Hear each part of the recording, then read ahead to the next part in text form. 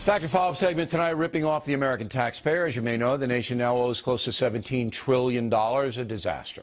And one of the reasons for that is the incredible debt that the federal government runs up by wasting money. Here's a good example. There's a program called Lifeline that costs us $2.2 billion a year. That entitlement provides a discount on phone service for low-income Americans. Also, some phone companies give away telephones as part of the Lifeline situation. In 2008, the lifetime budget was $822 million. Last year, that had risen to an astounding $2.2 billion under the Obama administration. Recently, a whistleblower group called Project Veritas, truth in Latin, launched an undercover investigation of the program.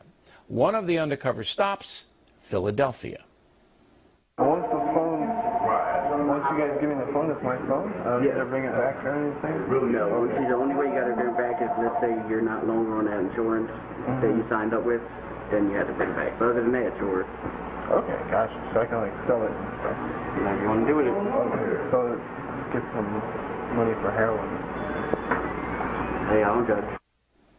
So the free phone can be sold for drugs, and the Lifeline worker doesn't seem to care.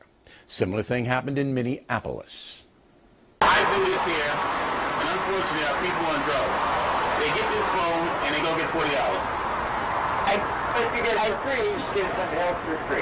So you're basically doing whatever you want to do with it. That's what I'm trying to tell you. Well, I'm not on drugs, but there's a really awesome pair of shoes at the store right now. $2.2 billion, a lot of laughs. With us now, James O'Keefe, the president of Project Veritas, and the author of the new book, Breakthrough, Our Guerrilla War to Expose Fraud and Save Democracy. So first of all, it's a little confusing here. These telephones aren't given away by the government. They're given away by private phone companies that are tied in to this Lifeline program. Explain that. That's right. There's a federal program called Lifeline. They receive about $2.2 billion a year. And they get corporate subsidies. They give out corporate subsidies to companies like Terracom and this program in Philadelphia, Stand Up Wireless. And they, in turn, get the money, and they give out the phones using your dollars. It's fees on your cell phone bill through your fee surcharges on your phone bill. All right, so the government gives tax money to these phone companies, and they can do with whatever they want with the money, but they have to subsidize poor people in getting wireless communications, right? It's intended to help poor people, but what we found is that it in fact hurts poor people and might even benefit wealthy individuals. These CEOs and donors that receive money from this program, people like Carlos Slim, who receive $10 per phone, each phone that's given out. So there's an incentive built in. How did Slim, who's the world's richest man, how did he benefit by this program?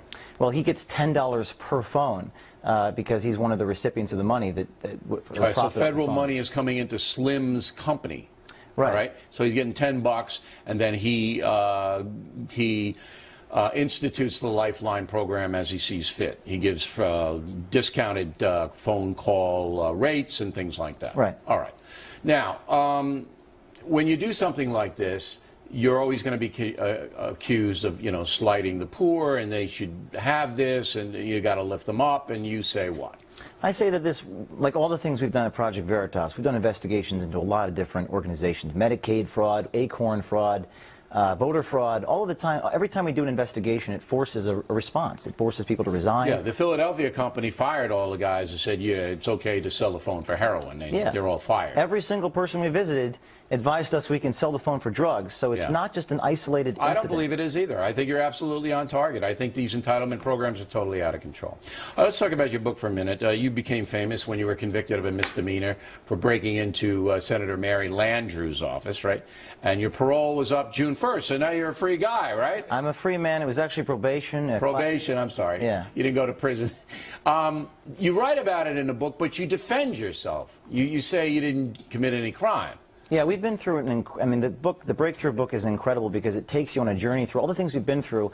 The government destroyed my evidence in Louisiana and charged me with a crime I didn't commit. But why didn't you fight it then? Why didn't you take it up to the jury? Why did you plead it out? Didn't have any money. It's hard. You have a lot of obstacles. You couldn't get a pro bono lawyer down there to help you?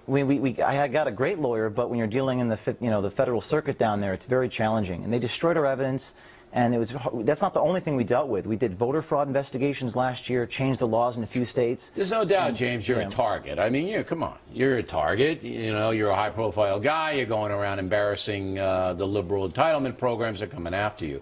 But I don't know whether I would have pled that out. If you really felt that you weren't guilty of a crime. Going back, I would have done things differently. I never would have anticipated. They would have restricted my travel for 3 years. Oh, they're going to come after you with everything they got, man. You're lucky the IRS isn't crawling all over you. We had reason to believe the DOJ was leaking my emails to members of the media. We've settled defamation lawsuits with members of the media. So the book is about my journey. It's about the price you have to pay, because it's not going to be some politician or some media figure who's probably going to save us. It's going to be normal citizens paying a price, exposing fraud, because sunlight is the best disinfectant. It's the best weapon against fraud and corruption. All right. The book is Breakthrough. James, thanks for coming in. We appreciate it. Thank you for having me.